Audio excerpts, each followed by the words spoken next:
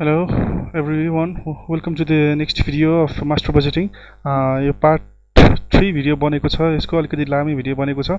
हामीले production budget, material purchase budget, cash collection and disbursement budget बनाइसकेका छौँ र बजेटेड इन्कम स्टेटमेन्ट बनाउँदैछौँ र पहिलोचोटि बनाउँदैछु बजेटेड इन्कम स्टेटमेन्ट, त्यो पनि म्यानुफ्याक्चरिङ कन्सर्नको लागि।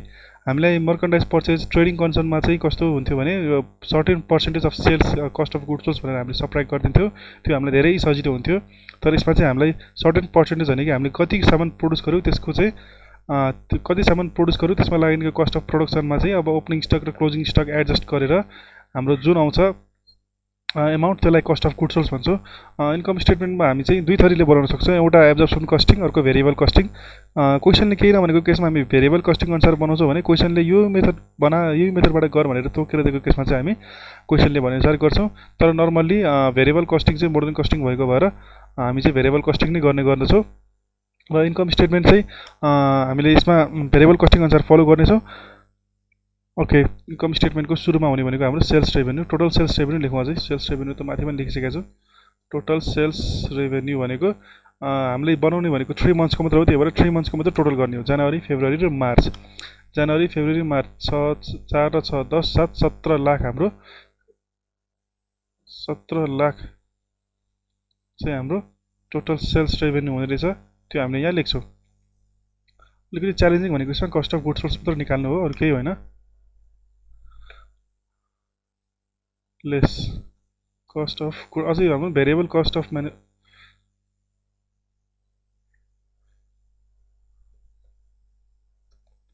कस्ट अफ गुड्स सोल्ड भनौँ।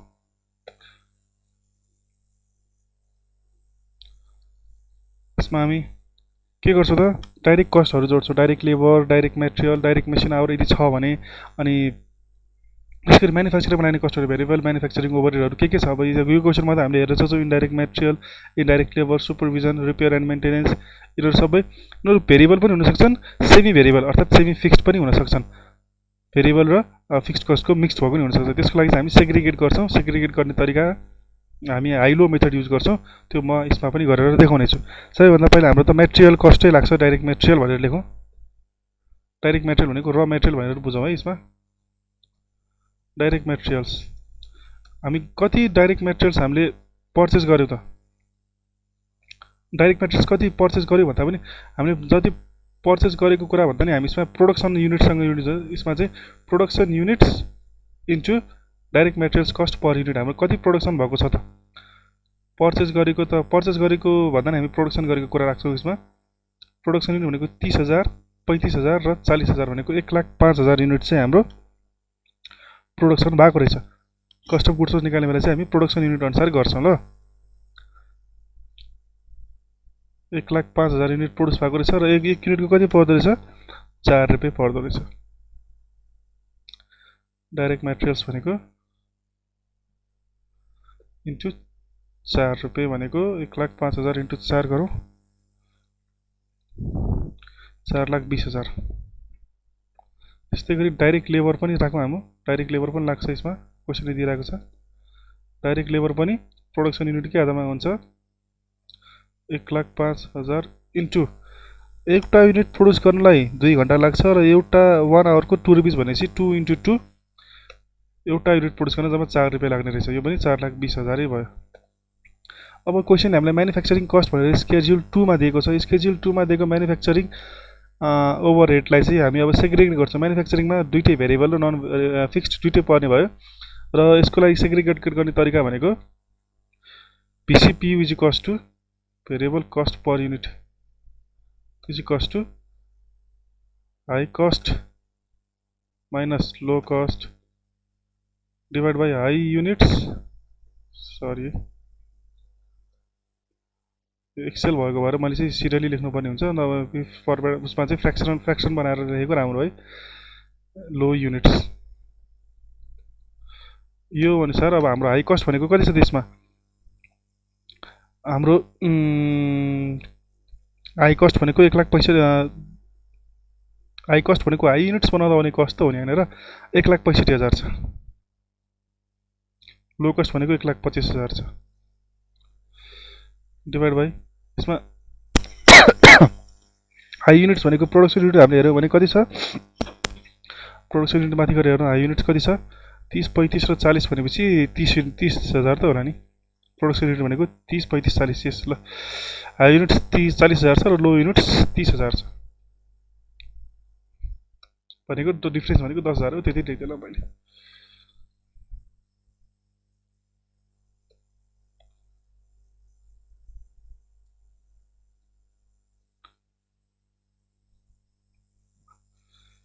यति गर्दा कति आयो त 4 रुपैयाँ पर 4 रुपीज पर युनिट आयो अब फिक्स्ड कस्ट कसरी निस्किन्छ त फिक्स्ड कस्ट चाहिँ एउटा ठाउँमा लगेर फर्मुला हाल्दिने अब लो कस्टमा राख्नु भयो हाई कस्टमा राख्नु भयो फिक्स्ड कस्ट भनेको के हुन्छ त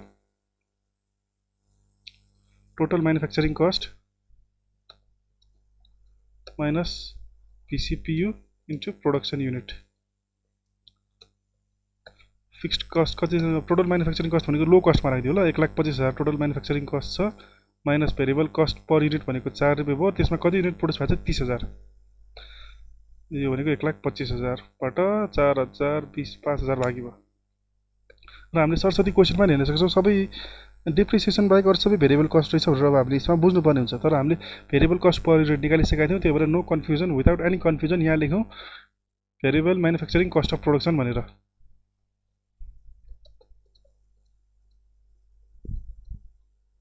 भेरिएबल म्यानुफ्याक्चरिङ ओभरहेड भनेर लेखौँ है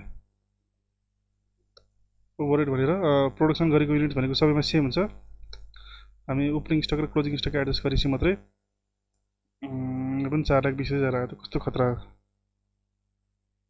ल यसको हामी टोटल गरौँ है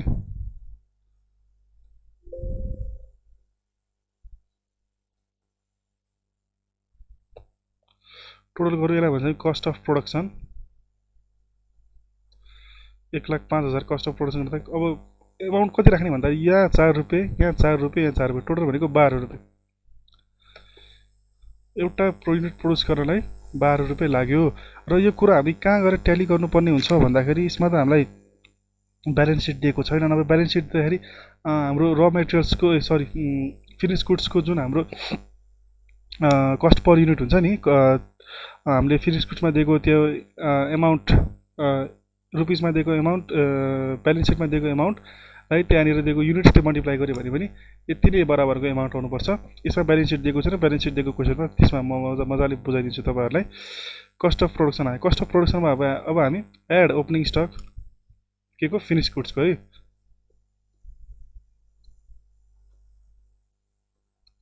finished goods less opening stock of finished goods opening stock र क्लोजिङ स्टक कति कति छ त फिनिस गुड्सको हामीले क्वेसनमा हेरौँ त्यो भनेको सेल्स युनिट निकाल्दाखेरि थाहा हुन्छ प्रोडक्सन युनिट निकाल्दाखेरि सेल्स युनिटसँग एडजस्टमेन्ट गरेको हुन्छ हामीले ओपनिङ स्टक छ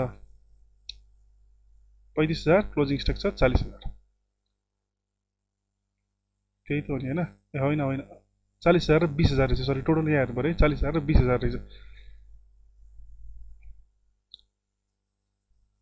40,000 र 20,000 ओपनिङ स्टक छ 20,000 इन्टु एमाउन्ट माथि के कस्ट अफ प्रोडक्सन भरेकै राख्ने यहाँ पनि त्यस्तै 40,000 इन्टु एमाउन्ट माथि राख्ने 12,000 यति गरेपछि यो 12 दुना 2,40,000 यो एड भयो यहाँ 4,80,000 यो लेस भयो अब यतिबाट आएको एमाउन्ट चाहिँ हाम्रो कस्ट अफ गुड्स सोल्ड्स भयो है यो एमाउन्ट यदि कस्ट अफ प्रोडक्सनमा एड ओपनिङ स्टक र लेस क्लोजिङ स्टक गरेपछि जति एमाउन्ट आयो त्यो भयो हाम्रो कस्ट अफ गुड्स सोल्ड्स र कस्ट अफ गुड्स सोल्ड्स घटाएपछि यो भयो हाम्रो ग्रस प्रफिट म्यानुफ्याक्चरिङ कन्सर्न भन्दा अलिकति गाह्रै छ है यो माइनस म्यानुफ्याक्चरिङ मर्कन्डाइज पर्चेस भन्दा अलिकति गाह्रै छ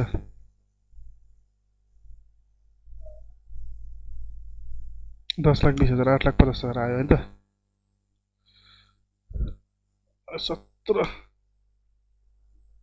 17 लाख हुने रहेछ नि त अब यसमा हाम्रो लाग्ने कस्टहरू के थियो अरू अपरेटिङ कस्टहरू त्यो सबै घटाइदियो अपरेटिङ कस्ट भन्नाले अब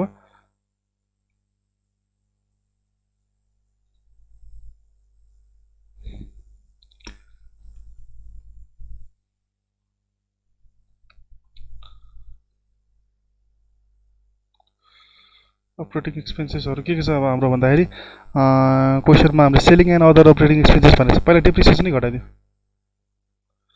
यसको 5 या 15,000 3 महिनाको। अनि सेलिङ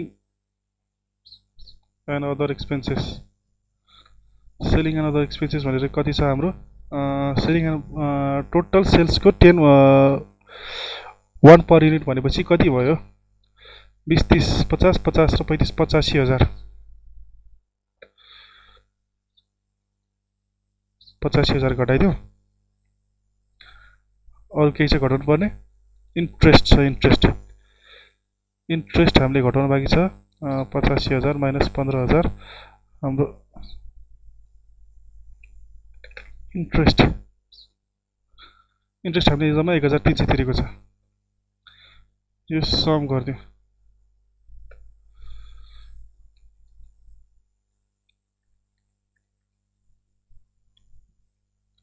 अरू एक्सपेन्सेसहरू केही पनि छैन, इन्ट्रेस्ट पेड गरेको छ हामीले। त्यति गरेपछि जति आयो अब हाम्रो यो भनेको नेट प्रफिट बाँकी भयो। नेट प्रफिट भनेको यो ग्रस प्रफिटबाट अपरेटिङ एक्सपेन्सेस घटाएपछि नेट प्रफिट 5,78,700 जुन हाम्रो आयो त्यो भनेको हाम्रो नेट प्रफिट भयो। र बजेटेड इन्कम स्टेटमेन्टमा गाह्रो भनेको हामीले कस्ट अफ गुड्स सोल्स निकाल्न मात्रै हो। र पहिलो कुरो के थाहा पाउनु पर्यो भने कस्ट अफ गुड्स सोल्सको चाहिँ एमाउन्ट कस्ट पर युनिट निकाल्नु पर्यो। कस्ट पर युनिट कहाँबाट निस्किन्छ भन्दाखेरि हामीलाई बजेटेड ब्यालेन्स सिटमा दिएको क्वेसनमा दिएको ब्यालेन्स सिट यसमा चाहिँ दिएको छैन, त्यही भएर हामीलाई अलिक गाह्रो भयो। तर क्वेसनमा ब्यालेन्स सिट दिएको हुन्छ, त्यो ब्यालेन्स सिटमा फिनिस गुड्सको total value of inventory divide by total units गऱ्यो भने त्यो आउने एमाउन्ट चाहिँ cost of goods sold per unit भयो है। यसमा 12 आयो।